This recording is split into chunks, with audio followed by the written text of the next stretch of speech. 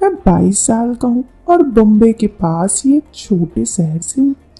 मेरा भाई इंजीनियर है। उनकी शादी बम्बई में हुई है। उनकी लव मैरिज हुई है। मेरी भाभी माया और मेरे भैया पहले से एक दूसरे से प्यार करते और फिर घर वालों की रजामंदी से उन दोनों की शादी करवा दी गई। भाभी की एक छोटी बहन है जिसका नाम रीति है। रीति की उम्र 20 साल है। उसे अपनी सुंदरता पर बहुत घमंड है, लेकिन मैंने उसका ये घमंड तोड़ दिया। वो कॉलेज में पढ़ रही थी। अब मैं आपको असली बात बताता हूँ। भैया की शादी के 3 महीने बाद ही मैंने रीति को पटा लिया था। भाभी को पता था कि रीति और मेरे बीच कुछ तो चल रहा है। दरअसल जब मैंने रीति को एक बार 15,000 की रिंग गिफ्ट की थी, तभी भाभी को हमारे प्यार के बारे में पता चल गया था। पता ना भी चले तो कहीं ना कहीं उन्हें शक हो गया था। फिर दोस्तों, मेरी किस्मत ने मेरा साथ दे दिया और मेरी भी सरकारी नौकरी लग गई। अब रीति मेरे और करीब आ गई थी। जब भी मिलना होता हम दोनों कई बार आराम से मिल लिया करते। उसके बाद भाभी प्रेग्नेंट हो गई। फिर समय गुजरता रहा और उनकी डिलीवरी की डेट नज़दीक आ गई, तो भाभी को बहुत सारे घर पे दिक्कत होती और रीति की कॉलेज की उस वक्त छुट्टियां चल रही थी। रीति घर पर थी तो भाभी ने रीति को घर बुला लिया। अब रीति भाभी की देखभाल करने के लिए आने को तैयार हो गई और रीति भाभी की देखभाल करने के लिए हमारे घर आ गई। दोस्तों, हमारे घर में 3 फ्लोर थे। सबसे नीचे वाले फ्लोर में भैया भाभी रहते, बीच वाले में मम्मी पापा और ऊपर मैं रहता। वहां पर एक और खाली रूम था। रूम को उसी रूम में, मतलब रीति को उसी रूम में, जो खाली रूम था उसी रूम में शिफ्ट कर दिया गया। इसलिए अब भाभी की देखरेख कम और मेरी ज्यादा होती। मैं रीति को घूरता रहता और हमेशा देखते रहता। भाभी भी मेरी हरकतों को नोटिस कर रही होती। फिर एक दिन रीति को मैंने पूछा कि शादी के बाद कहाँ घूमने जाने का प्लान है, तो वो बोली शिमला चलेंगे। मौका देखकर मैंने कहा क्यों नहीं एक बार यहीं पर शादी के बाद की जिंदगी गुजार लेते हैं।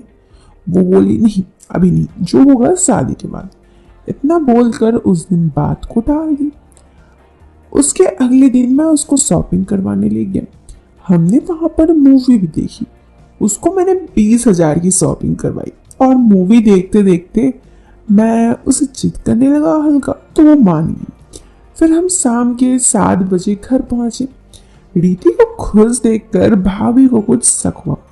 उस वक्त भाभी मेरे पास बैठी थी और तभी मेरा फोन बजा। मेरे पैंट के जेब से फोन निकलते समय कुछ गिर गया और भाभी ने देख लिया। वो बोली अब सोच रही हूँ तुम्हारी और रीति की शादी करवा दूं। मैं कुछ नहीं बोला। फिर भाभी ने कहा अनुज एक बात बताओ। मैंने कहा जी भाभी। वो बोली क्या तुम दोनों का कुछ चल तो नहीं रहा है? मैंने कहा नहीं भाभी, अब तक तो कुछ नहीं हुआ। वो बोली अगर कुछ है तो बता दो। मैंने कहा भाभी सच कहूँ तो वो आज पहली बार कुछ होने वाला है। भाभी बोली इतना जल्दी क्या है, शादी के बाद? मैं बोला भाभी शादी के बाद भी तो, लेकिन अभी। इतना बोलने पर वो हंसने लगी। दरअसल भाभी में मेरे सपोर्ट में थी और हम दोनों के बीच इस तरह के हल्के हंसी मजाक होते रहते। वो बोली मेरी बहन बहुत नाजुक है, उसका ध्यान रखना और अपनी ही जायदाद समझना। मैंने कहा आप चिंता मत करो भाभी, मैं उसका पूरा ध्यान रखूंगा और हम दोनों आपस में एक दूसरे से बहुत प्यार करते हैं। इसके बाद मैं अपने रूम में आ गया। रात के 10 बज चुके थे। रीति भी अपने दीदी को गुड नाइट बोलने चली गई। भाभी ने उसको अपने पास ही रोक लिया। फिर रीति कहने लगी कि उसको नींद आ रहा है। पहले तो भाभी को पता था कि क्या होने वाला है, पर भाभी समझ गई कि रीति भी मुझसे मिलने के लिए एक्साइटेड है, इसलिए बहाना बना रही। भाभी ने उसको फिर जाने के लिए कहा। वो उसको गुड नाइट बोलकर ऊपर आ गई। ये सब बातें रीति ने मुझे बाद में बताई। जब वो रूम में आई तो वो मुझे कही कि क्या हुआ। मैंने कहा कुछ नहीं, बस तुम्हें देख रहा हूँ। उसकी सुंदरता के बारे में आपको पहले बता दूं, उसने मॉडलिंग का कोर्स किया हुआ था, जिससे उसको बॉडी एकदम स्लिम और बहुत ही अच्छी थी। उसका रंग दूध जैसा सफेद और बहुत ही खूबसूरत दिखती थी। वो एकदम कहूँ तो बहुत ही फिट। फिर हम दोनों पहले भी वीडियो कॉलिंग में बहुत बार ऐसे थे, लेकिन आज तक कभी सामने से एक दूसरे के इतने करीब नहीं आए। दोस्तों, उस रात हम दोनों एक दूसरे में खो गए। यूँ तो हमारे घर पे भी पता ही था और शादी तो होनी तय ही थी, लेकिन फिर भी मतलब आप समझ रहे हैं मैं क्या कहना चाहता हूँ। उसके बाद मुझे उस रात हम दोनों बहुत ही ज़्यादा थक गए थे और सो गए। सुबह के 10 बजे भाभी हमें उठाने आई। अगली सुबह जब हम 10 बजे उठे, भाभी आकर मुझे जगाकर कहा, क्या हुआ देवर जी, रात का भर प्रोग्राम चला गया? मैंने बोला, नहीं भाभी, हम जल्दी ही सो गए थे। वो बोली, हाँ वो तो तुम्हारे कमरे का हाल देखकर मैं समझ ही रही हूँ। और उनके जाने के बाद मैंने रूम साफ किया। फिर दोपहर में भी मैं और रीति काफ़ी क्वालिटी टाइम स्पेंड की, और मैं और रीति एक दूसरे के साथ अब जिंदगी भर का रिश्ता निभाना चाहते थे।